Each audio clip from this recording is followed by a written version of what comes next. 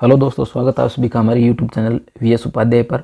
दोस्तों, आज हम लोग जिस टॉपिक के बारे में बात करने वाले हैं वो अपना टॉपिक है जो रीट में टीचर लगते हैं L1 और L2, उनको सैलरी कितनी मिलती है। यानी जो रीट के दो लेवल है L1 और लेवल L2, इसमें जो टीचर लगता है जिसे हम लोग थर्ड ग्रेड टीचर भी बोलते हैं, अध्यापक जिसका नया नाम है, तो उस टीचर को सैलरी कितनी मिलती है इसके बारे में आज हम इस वीडियो के अंदर चर्चा करने वाले हैं। तो सबसे पहले तो देखिए दोस्तों, जो लेवल फर्स्ट और लेवल सेकंड जो होता है, इन दोनों लेवल की जो टीचर होते हैं उन दोनों की सैलरी जो होती है वो सेम होती है। ठीक है, दोनों की सैलरी जो वो क्या होती है, सेम होती है। और दोनों की ग्रेड पे जो होती है दोस्तों, वो ग्रेड पे होती है 3600। ठीक है, और जो सातवां वेतन है, सातवां वेतन लगने के बाद में इन दोनों को लेवल 10 जो है, जो अपने सैलरी का स्लेब बना हुआ है उसके अंदर जो लेवल 10 होता है, उस लेवल 10 के अंतर्गत जो है इन टीचर्स को सैलरी दी जाती है। तो हम लोग बात कर लेते हैं कि जो प्रोबेशन पीरियड होता है, इस प्रोबेशन पीरियड के दौरान कितनी सैलरी जो है वो रीट लेवल 1 और लेवल 2 में लगने वाले टीचर को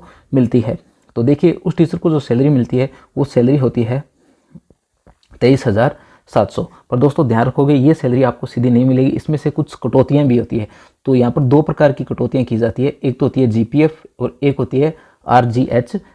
ठीक है, तो जो GPF है इसकी कटौती की जाती है 1100 रुपये और RGHS है इसकी कटौती की जाती है 440 रुपये। तो दोनों को मिलाकर के ये कुल कटौती जो हो जाती है वो होती है 1540 रुपये। यानी यहाँ पर जो आपकी कटौती की जाएगी वो कितने रुपए की जाएगी, 1540 रुपये की जाएगी। यहाँ पर जो आपके 23,700 है, ये आपको 23,700 न मिल करके अब आपको 1540 की कटौती के बाद में मिलेंगे। ठीक है, तो ये 1540 की यहाँ पर कटौती कर दी जाती है और 1540 की कटौती करने के बाद में आप लोग देख सकते हो कि आपके पास में रुपए बचते हैं 22,160। तो जो आप लोग प्रोबेशन पीरियड में जब तक आप लोग रहते हो तो आप लोगों को इन हैंड जो सैलरी मिलती है वो मिलती है 22,160। देखिए दोस्तों, ये वाली जो रेट है जो मैंने यहाँ पर लिख रखा है 1100 रुपये 440, ये स्लेब जो है वो लगातार बदलती रहती है। बिल्कुल फिक्स आंकड़े अगर आपको देखने हो जिसमें आप लोग लगते हो तो आप लोग नेट पर सर्च कर सकते हो, GPF स्लेब इन राजस्थान, RGHS स्लेब इन राजस्थान प्रोबेशन पीरियड के दौरान और प्रोबेशन पीरियड के बाद। अभी ये जैसे 440 प्रोबेशन में है और 658 के आसपास जो होती है ये होती है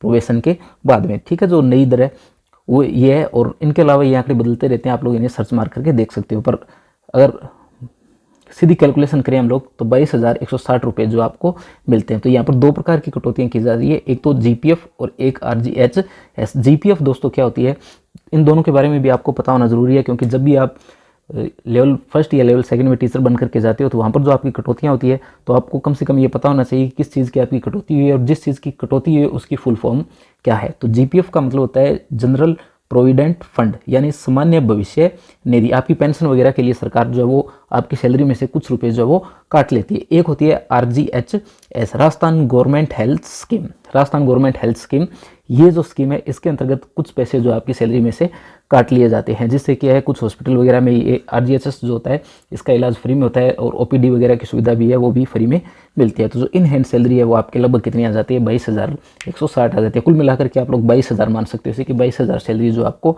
इन हैंड मिलती है। इसके बाद में दोस्तों बात करते हैं प्रोबेशन पीरियड के बाद में, कि प्रोबेशन पीरियड के बाद में आपको कितनी सैलरी मिलती है। तो एक होती है दोस्तों बेसिक सैलरी, तो यहाँ पर आपकी जो बेसिक सैलरी है वो है 33,800 रुपये। तो जो बेसिक सैलरी मिलती है दोस्तों वो कितनी मिलती है, बेसिक सैलरी मिलती है 33,800 रुपये। पर यहाँ दोस्तों आपको ये पूरी सैलरी नहीं मिलती है, यहाँ पर भी आपके कुछ महंगाई भत्ता और जो हाउस रेंट वगैरह वगैरह है वो भी आपको मिलते हैं। उनको जोड़ने के बाद में ये सैलरी जो है वो बढ़ जाती है। तो देखिए यहाँ पर दो प्रकार के आपको मिलते हैं, एक तो मिलते हैं DA और एक मिलता है HRA। जो DA की वर्तमान दर मैंने लिख रखी है ये 42% लिख रखी है। ये भी दोस्तों स्लेब के अकॉर्डिंग बदलती रहती है, पर बड़े बड़े हम लोग ये मान सकते हैं कि ये 42% के आसपास होती है।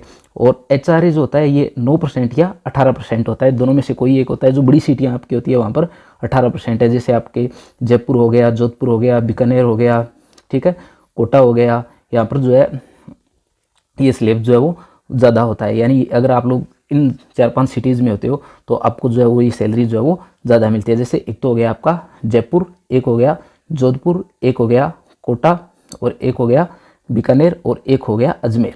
ठीक है, एक हो गया दोस्तों अजमेर। अगर आप लोग यहाँ पर हो तो यहाँ पर आपको सैलरी जो है इसमें 18% जो है वो HRA जो है मिलता है। ठीक है, 18% HRA जो है वो आपको यहाँ पर दिया जाता है।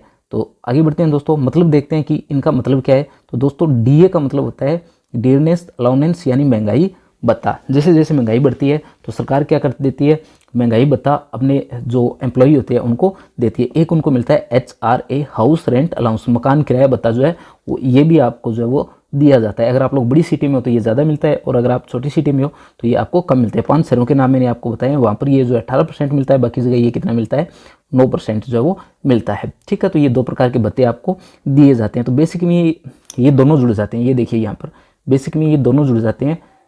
ये बेसिक सैलरी हो गई, ये वाली बेसिक सैलरी है, यहाँ पर ये DA आपका, और ये HR, ये तीनों को मिलाकर के जो आपकी कुल सैलरी जो है दोस्तों बनाई जाती है। ठीक है, अब देखिए आगे। तो जैसे अगर अपने ये माने कि आपको DA जो 42% मिलता है, तो 33,800 जो है इसका हम लोग 42% निकालते हैं। ये कितना आता है, लगभग ये आता है आपका 14,196, और 33,800 जो है इसका 9% निकालते हैं तो ये कितना आता है, ये आता है 3,042 आता है। लगभग कैलकुलेशन दोस्तों मैंने की है। तो ये ग्रोस सैलरी आपकी जो है वो कितनी हो जाती है जोड़ने के बाद में, बेसिक में ये हो जाती है 51,038 रुपये।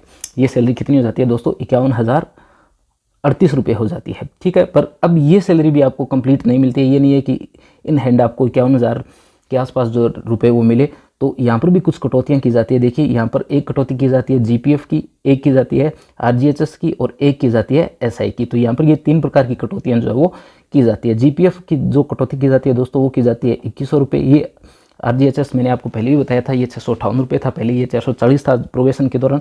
और एक कटौती जो है वो की जाती है SI की। ये तीनों प्रकार की कटौतियाँ जो है वो सरकार के द्वारा की जाती है। SI जो कटौती है उसका मतलब देखिए क्या है, इसका मतलब होता है स्टेट इंश्योरेंस, कर्मचारी राज्य बीमा। तो इसकी कटौती भी यहाँ पर की जाती है। ये दोनों कटौतियों ऊपर अपने कर चुके हैं, इसका GPF और RGHS का। ठीक है, तो ये दोनों प्रकार की कटौतियाँ भी यहाँ पर की जाती है।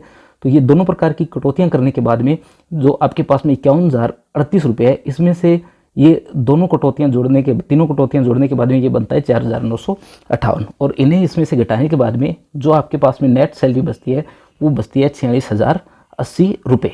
ठीक है, तो जो राज्य का कर्मचारी है, जो रीट में जो लगेगा, जिस भी बच्चे का रीट में सिलेक्शन होगा, तो उसको जो प्रोबेशन पीरियड के बाद में जो सैलरी मिलने वाली है दोस्तों, वो सैलरी लगभग कितनी मिलने वाली है, 46,080 मिलने वाली है। ये स्लेब लगातार मैंने पहले भी बता दिया आपको बदलते रहते हैं। तो कुल मिलाकर के आप लोग ये बोल सकते हो कि आपको 45,000 रुपये से ज़्यादा सैलरी जो है वो मिलने वाली है। वैसे दोस्तों ये 46 से भी ज़्यादा ही मिलने वाली है आपको।